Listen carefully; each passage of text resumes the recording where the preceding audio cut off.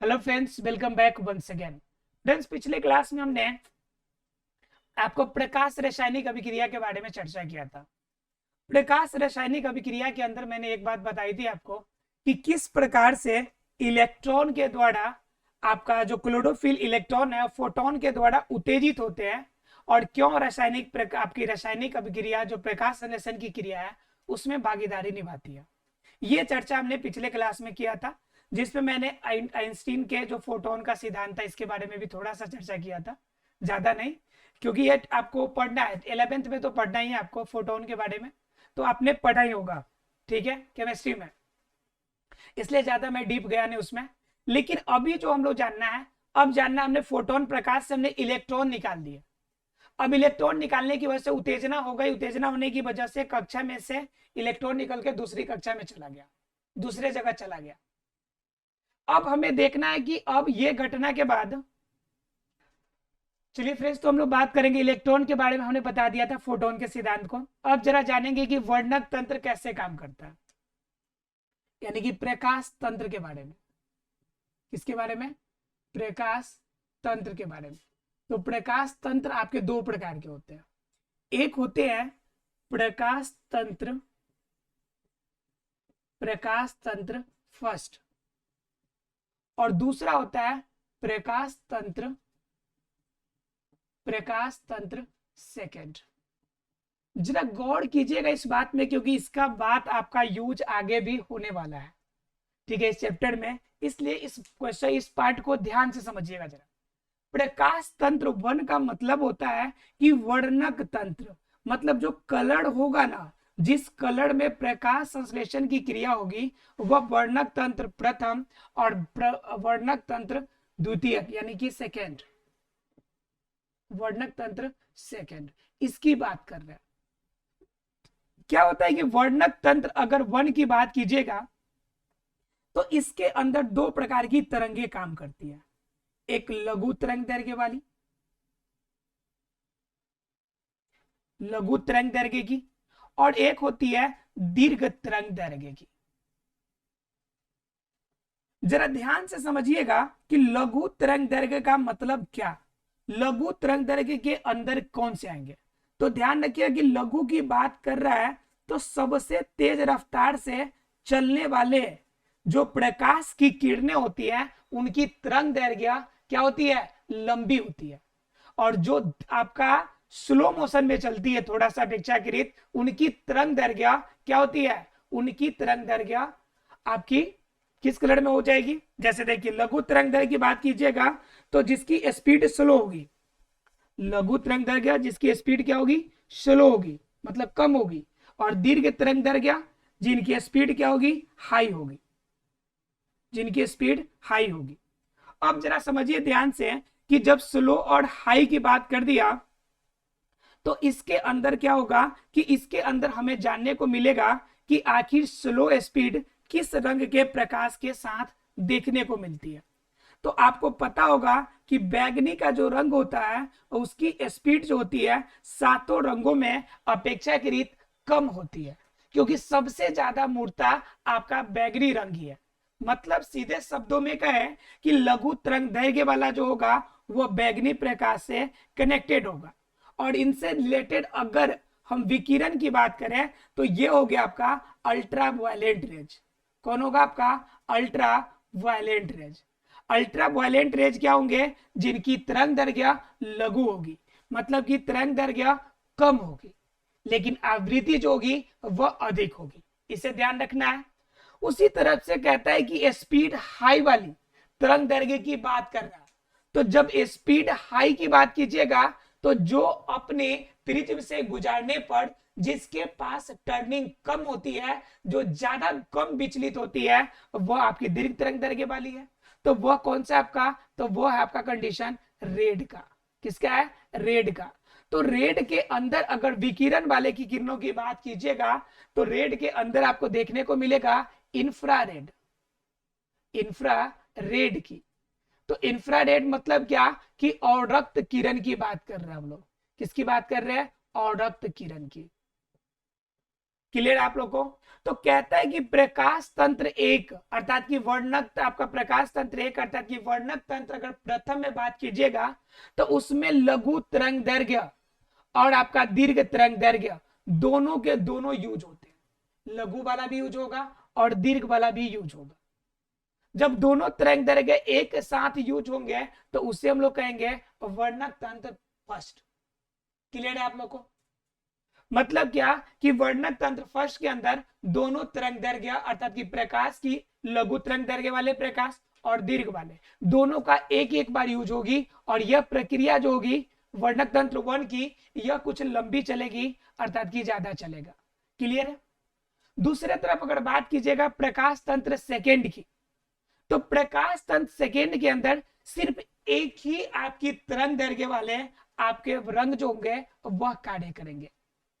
तो बात यह आती है कि वर्णक तंत्र सेकेंड के अंदर कौन सा कलर आपको देखने को मिलेगा। ठीक है, तो इसके अंदर अगर देखने की बात कीजिएगा तो इनके अंदर लघु तरंग दैर्घ्य दिखेगा आपको। कैसा दिखेगा? लघु तरंग दैर्घ्य। क्लियर है आपको? तो लघु तरंग दैर्घ्य की अगर बात कीजिएगा तो लघु वाला कौन है? बैगनी वाला कलर, मतलब इस कलर में यह ज्यादा वर्क करेगा। क्लियर है? अब बात आती है कि वर्णक तंत्र एक और वर्णक तंत्र दो, तो इसके अंदर कौन से वर्णक होंगे जिनके वजह से यह काम करेगी। मैंने प्रकाश का कलर तो बता दिया, लेकिन आपको यह अब जानना है कि कौन से कलर क्लोरोफिल के अंदर इन कलर को अपने तरफ अवशोषित करेगा और अपने अंदर बांध के रखेगा। ठीक है, तो इसके अंदर बात कीजिएगा प्रकाश तंत्र एक के अंदर, तो इसके अंदर दो प्रकार के आपको देखने को मिलेगा। क्या? क्लोरोफिल। कौन कौन से? तो यहां पर मिलेगा आपको क्लोरोफिल का ए वाला वर्जन, क्लोरोफिल का ए वर्जन और क्लोरोफिल का बी वाला वर्जन। ये दोनों वर्जन आपको यहां पर देखने को मिलेगा।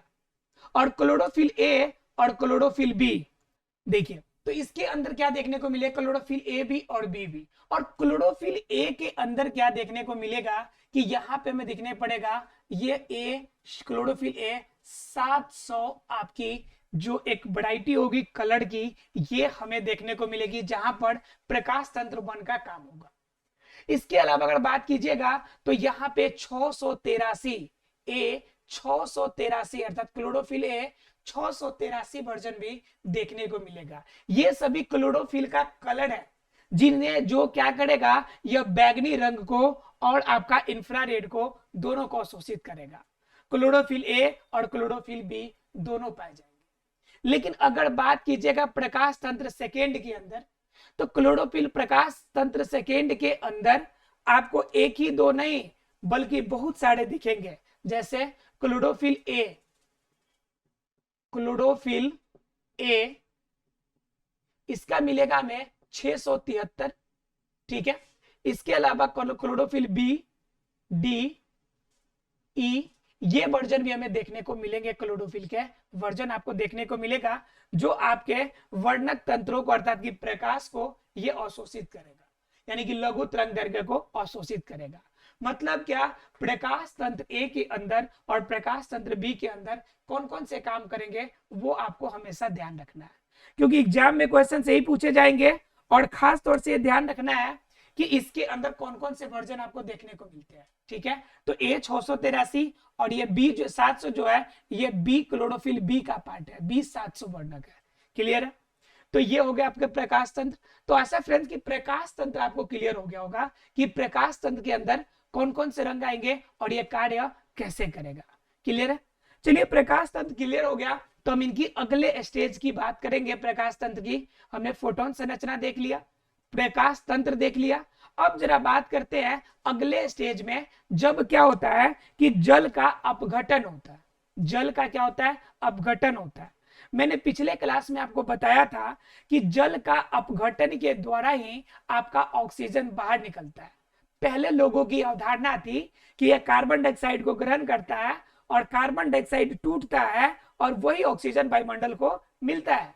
लेकिन दरअसल ये अवधारणा ज्यादा दिनों तक नहीं चल पाई थी और जो अभी तक का आपका नया अपडेट है उसके अकॉर्डिंग आपका जनरली क्या होता है कि आपका जो जल होता है उनका जल अपघटन होता है अर्थात टूटता है, और टूटने से जो ऑक्सीजन होती है वह वायुमंडल को मुक्त होती है। चलिए जरा देखते हैं उस स्टेज में काम कैसे करता है। देखिए क्या होता है कि जल की अपघटन की क्रिया देखनी है हमें। क्या देखनी है? सेकेंड फेज है। इसमें क्या देखनी है कि जल की अपघटन की क्रिया प्रकाश की अवस्था में कैसे होती है। जल की अपघटन, हम लोग प्रकाशी क्रिया के अंदर के पार्ट्स को देख रहे हैं। तो हम लोगों ने पहला देखा कि इलेक्ट्रॉन उत्तेजित कर रहा है, दूसरे में प्रकाशीय तंत्र आपको बता दिया, तीसरे फॉर्म में आप देख रहे हैं क्या? जल के अपघटन की क्रिया। तो जल के अपघटन की क्रिया का मतलब क्या हो गया? जो H2O है ये टूटेगा। H2O क्या होगा? टूटेगा, और टूटने के बाद क्या बनाएगा? आपका OH बनाएगा, हाइड्रोक्साइड, और आपका हाइड्रोजन का आयन जो होगा वह मुक्त होगा, हाइड्रोजन आयन मुक्त होगा। यह दो कंडीशन होंगे। तो यहां पे कितने हाइड्रोजन मुक्त होंगे? तो 4 हाइड्रोजन मुक्त होंगे। कितने हाइड्रोजन मुक्त होंगे? 4 हाइड्रोजन मुक्त होंगे। उसके बाद हाइड्रोक्साइड भी बनेगा। तो हाइड्रोक्साइड कितने बनेंगे? तो हाइड्रोक्साइड भी 4 बनेंगे। हाइड्रोक्साइड के आयन कितने बनेंगे? 4 हाइड्रोक्साइड के आयन और 4 आपके हाइड्रोजन बनेंगे। ठीक है, 4 हाइड्रोजन नहीं, आपका ऑक्सीजन निकलेगा ना जी, तो ऑक्सीजन बाहर निकलेंगे, 4 ऑक्सीजन। अब जरा गौर कीजिए क्या है? संतुलित है। तो यहां पर देखिए हाइड्रोजन 2, हाइड्रोजन 4 अगर लगाते हैं हम यहाँ पे तो 8 आपका हाइड्रोजन हो जाएगा, और आपका ऑक्सीजन कितने हो जाएंगे? 4 ऑक्सीजन हो जाएंगे। क्लियर है? अब यहां पर देखिए जरा सा संतुलित करके देखिए, यहाँ पे 4 H2O को अगर हम तोड़ते हैं तो 4 OH बन गए, अर्थात कि ऑक्सीजन के 4, हाइड्रोजन के 4। अब यहाँ पे क्या बच गया? सिर्फ 4 हाइड्रोजन बच गया। तो यहाँ पे जो आयन हमें देखने को मिलेगा, क्या देखने को मिलेगा? सिर्फ 4 हाइड्रोजन हमें देखने को मिलेगा, क्योंकि इस तरह से संटे आपका क्या होगा? संतुलित हो जाएगा। यहाँ पर देखिए ये मल्टीप्लाई कीजिएगा तो 8 हाइड्रोजन, और ये 4 से कीजिएगा तो ऑक्सीजन 4। तो यहाँ पर भी देखिए 4 ऑक्सीजन 4 हाइड्रोजन, यहाँ पे 4 हाइड्रोजन, यानी 4 इधर और 4 इधर। कुल कितने हाइड्रोजन हो गए? 8 हाइड्रोजन हो गए और 4 ऑक्सीजन। तो ये तो पहली क्रिया होगी जब ये अपघटित होगी। उसके बाद क्या होगा कि ये जो OH होगा, इस OH को अभिक्रिया करेगा किसके उपस्थिति में? तो ये अभिक्रिया करेगा जिंक कॉम्प्लेक्स, जिंक कॉम्प्लेक्स की उपस्थिति में। किसकी उपस्थिति में? जिंक कॉम्प्लेक्स की उपस्थिति में। साथ में इसके साथ देने के लिए रहेंगे मैग्नीज। ठीक है, इनकी उपस्थिति में ये 4 OH जो है अभिक्रिया करेंगे। अभिक्रिया करने के बाद क्या बनाएंगे? जल बनाएंगे। पहला काम तो जल होगा। उसके बाद क्या करेंगे कि ऑक्सीजन गैस देंगे, अर्थात कि O2 मुक्त करेंगे, और क्या देंगे आपको? तो उसके साथ में 4 इलेक्ट्रॉन को मुक्त करेंगे। कितने इलेक्ट्रॉन मुक्त करेंगे? 4 इलेक्ट्रॉन मुक्त करेंगे। क्लियर है आप लोग को? अर्थात कि इतने केसेस होंगे आपके जिंक कॉम्प्लेक्स और मैग्नीज आयन, मैग्नीज आयन के रूप में यह काम करेगा। क्लियर है आप लोग को? मतलब क्या? जल अपघटन के अंदर दो क्रियाएं होंगी। पहला जल का टूटना, हाइड्रोक्साइड और हाइड्रोजन आयन में बनना। फिर दूसरी क्रिया क्या होगी? जो हाइड्रोक्साइड आयन है, दूसरी क्रिया में क्या होगी? जो हाइड्रोक्साइड आयन है उस हाइड्रोक्साइड आयन को जिंक कॉम्प्लेक्स और मैग्नीज आयन के उपस्थिति में फिर से क्या हो जाएगा? जल बनाएगा, ऑक्सीजन बनाएगा, और साथ में 4 इलेक्ट्रॉन वायुमंडल को मुक्त करेगा। क्लियर है? तो यह क्रिया हमें देखने को मिलती है कहां पे? जल के अपघटन की क्रिया में। क्लियर है?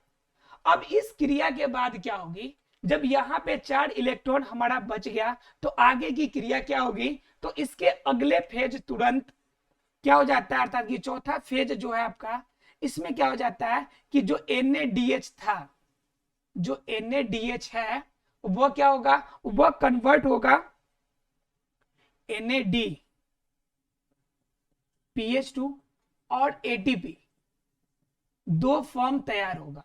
NADPH2 और ATP होगा, क्योंकि यहां पे यूज होने वाला है NADPH, और इनके फलस्वरूप ATP और NDPH2 बनकर तैयार होगा, बनकर तैयार होगा। अब भाई ये क्रिया कैसे होगी? ATP यहां पे बनेगा कैसे और NADPH2 कैसे बनेगा? तो ये क्या करेंगे? जो 4 इलेक्ट्रॉन है ध्यान से समझिए, जो एटीपी है यह फॉस्फेट की उपस्थिति में रिएक्शन करेगा, रिएक्शन करेगा। तो रिएक्शन करने के बाद क्या बनाएगा, यहां पे बनाएगा आपका एटीपी, ये बन के तैयार क्या होगा, एटीपी बनाएगा। और क्या होगा, एनएडीपी, एनएडीपी ये रिएक्शन करेगा आपका जो चार्ज इलेक्ट्रॉन यहाँ पे इसके साथ रिएक्शन करेगा और ये बनाएगा आपका एनएडी,